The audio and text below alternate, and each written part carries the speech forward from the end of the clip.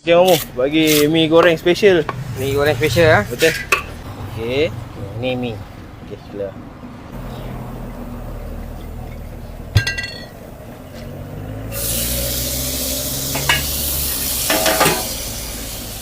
Ni kuah pedas. Kuah pedas. Betul yang ni? Ni kuah manis, kuah pasmok. Okey. Toyu lah.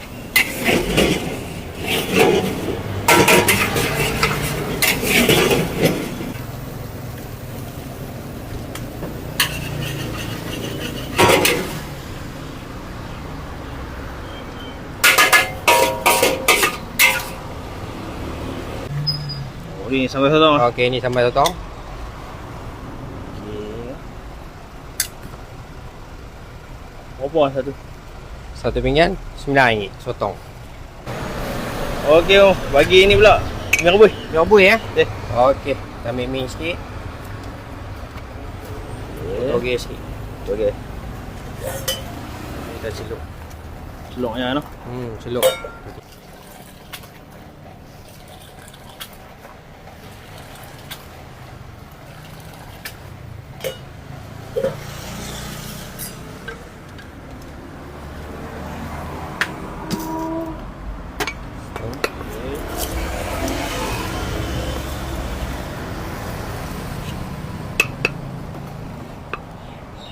Telur separuh biji.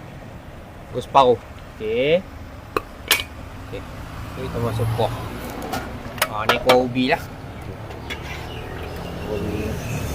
Kuah rebus Ni kuah manis kita. Kita campur 3 jenis kuah. Ni kuah pedas. Macam ni harga berapa? Ni harga 7. Oh. Bagi bihun special. Okey, bihun passion. Tambah telur mata dengan sotong. Okey.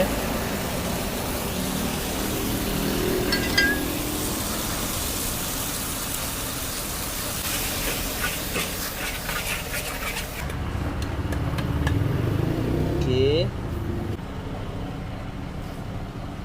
Macam ni harga berapa? Ni 10.5.